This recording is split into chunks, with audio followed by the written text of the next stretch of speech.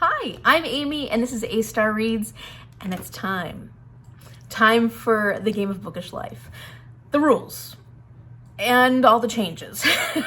It's not quite time for the TBR yet, but I wanted to do a separate video for my rules and all the new additions that I've made to the game so that, if we want to refer back to it, people can just go look at this video. And then once I actually do my TBR, then I just focus on the TBR. And so for the 1 year anniversary of my game, I decided to make a lot of changes. My game was great last year. I had so much fun with it. But it was challenging. A lot of the prompts were very, very challenging, especially because I was mixing prompts with genres or diversity rep. And as fun as that was, it made it so that I couldn't fit a lot of the books that I needed to read onto my TBRs. And I ended up getting TBRs that were so long and so large that I rarely finished my TBRs each month, which was disappointing. It's disappointing. And I need to take things easier on myself this year. I need to enjoy the reading process more, and it's not all about the numbers. I'm not trying to get 1,000,000 books on my TBR. I'm trying to get some really good reads in or just have fun reading. So that was my goal in changing my board, and I love it. I love the changes I've made. I hope you guys enjoy it too. I think it's still going to be just as much fun. Maybe not as crazy in some of the prompt combinations and stuff like that, but it's still gonna be a blast. So before I get into my rules though, I wanted to say that I got this inspiration to do a TBR game because of all the other booktubers that came before me that do TBR games as well. And I absolutely love TBR time of the month.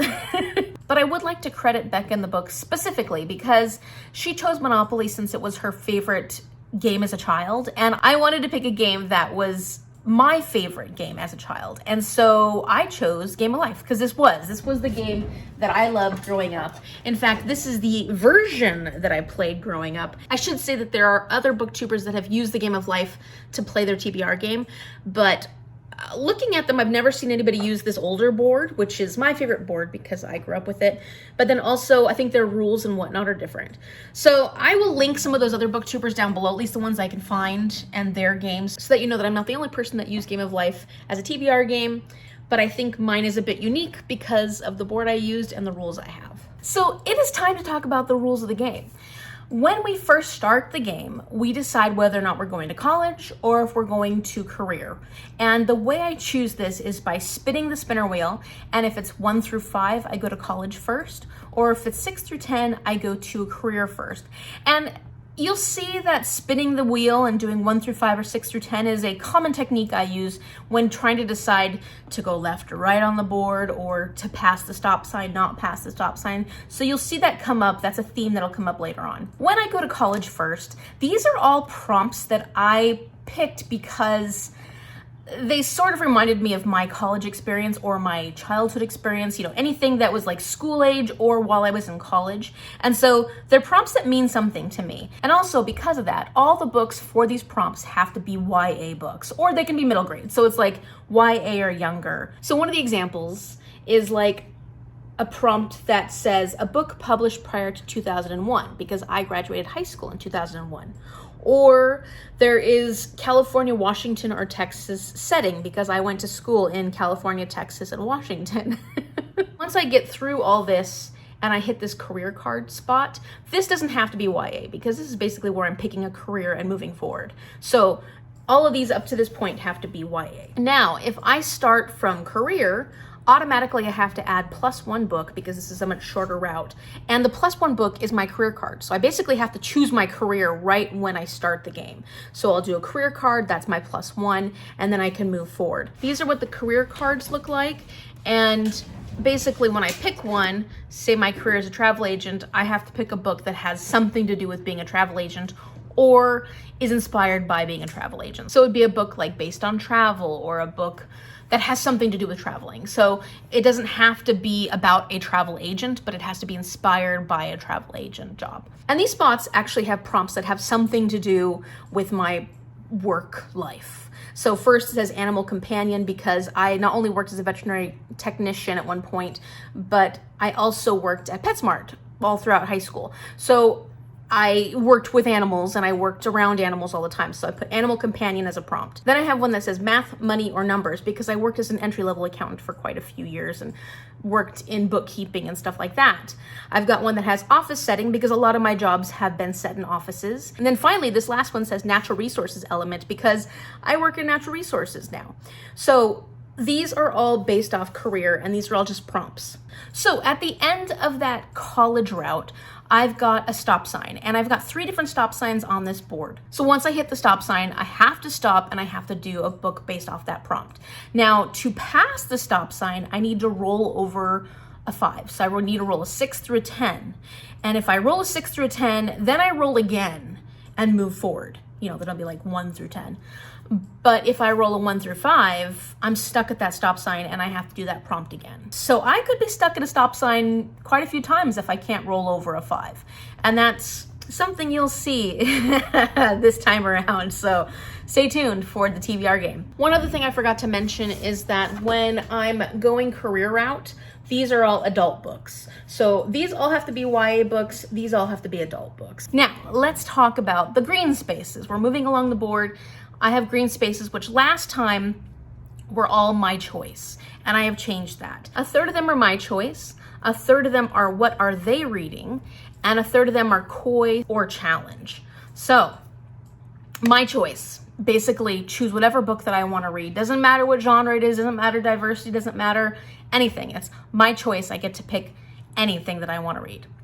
If I land on what are they reading, I basically put together, look at this, well over 100 booktubers I follow, booktubers I have followed, booktubers that follow me in this jar. I'm going to be picking one of these booktubers, and I have to go to their favorites list and pick one of their favorite books and read it. So it should be interesting because, like I said, some of these booktubers are booktubers that I follow but haven't really watched in a while, because that happens. You know, we all start following a lot of booktubers and we get busy. And I'm really excited to see what everybody else is reading, what everybody else is loving, and we'll see if I feel the same way. So that's exciting, and there's a ton in here. And the third type is coy or challenge. So this one's a little complicated, but bear with me, and this will play into my punishments. So Koi is my Koi cup, my lucky Koi cup. These are all books on my physical TBR that I am really excited to read, or they'll be easy reads and I'm looking forward to them, or what have you. Like, just, they're basically a whole bunch of books that I have on my physical TBR that I would be very excited to read right now. I want to get my Koi books. The challenge cup, and I like this because it's a cute little sword in the stone. And basically Arthur is having to deal with the challenges of trying to become the Arthur that he's supposed to become. So I have all the other books on my physical TBR, all the books that are either really old and have been on my TBR for a long time, all the ones that I don't know where they came from, but I have them, so I want to read them because I'm that kind of person who I don't like to get rid of books unless I've read it. All the books that would be really challenging or are very long, some major classics that are intimidating. So I've got all those other books in the challenge cup. But these basically are all my physical TBR, because one of my goals this year is to get through a lot of my physical TBR books. So the way the Koi or challenge space works is that on any normal month, if I finish my TBR, then I get to pick from the Koi cup when I land on this spot. However, on the months where I don't complete my TBR, I have to pick from the challenge cup. So whenever I land on the green space, or challenge is what I have to go with if I did not finish my TBR. So that's like one of the punishments for not finishing my TBR.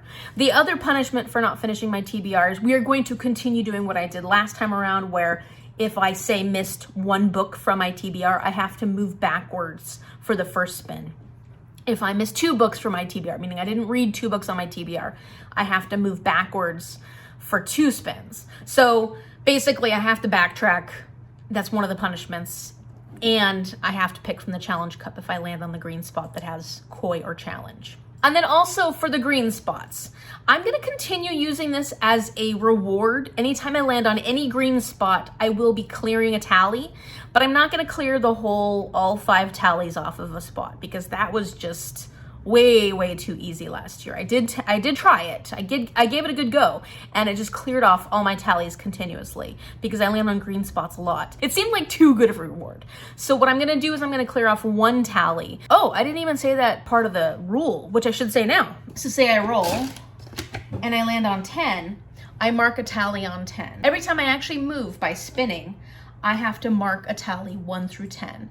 When I hit 5 tallies on 1, 2, 3, 4, 5, 6, 7, 8, 9, 10, I have to add a book. So 5 tallies equals 1 book added. So every time I land on a green spot, I can remove 1 tally mark from whichever number I want to. That's my new rule. I think it's gonna work out better than erasing all the tallies off of 1 number at a time, because that was so easy. Anytime I land on a regular prompt spot, I don't have to look at the genre or the diversity of the spinner wheel. We're not doing that anymore. It's just gonna be the prompt. But because I really like the idea of using this spinner wheel to determine books that I'm gonna pick, I still have that element incorporated into this, but I actually have spinner spots. So along the board, there are spots where there's a little spinner and there's a little mark, whether it's D or G. I spin and I land on purple. I'm on the spinner spot. It has a D, that means diversity rep. So I would go over here to my purple one and I'd go North America, not US. So representation has to be North American, but not in the US. So like Canada, Mexico, anywhere within the North American continent that's not in the United States. And if I were to land on this one, G, but I was on purple, then I would look at genre. So classics, purple is classics. So then I just pick a classic novel. It won't be specific prompts on those ones. Those ones are just genre or diversity rep. And that's how I'm making it a lot easier for myself. I'm not combining prompt and the genre / diversity rep.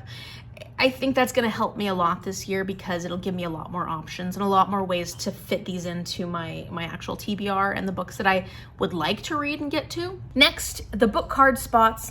Those are going to be exactly the same as they were before. I have to pick from the book card bag with all my little book cards in it. I've got quite a few changes in here. I still have ones like cat pick and, friend pick and things like that. But I also have different ones in here now, like unread from previous TBR, because we know that I didn't finish a lot of my books from previous TBRs. We have Koi Cup picks.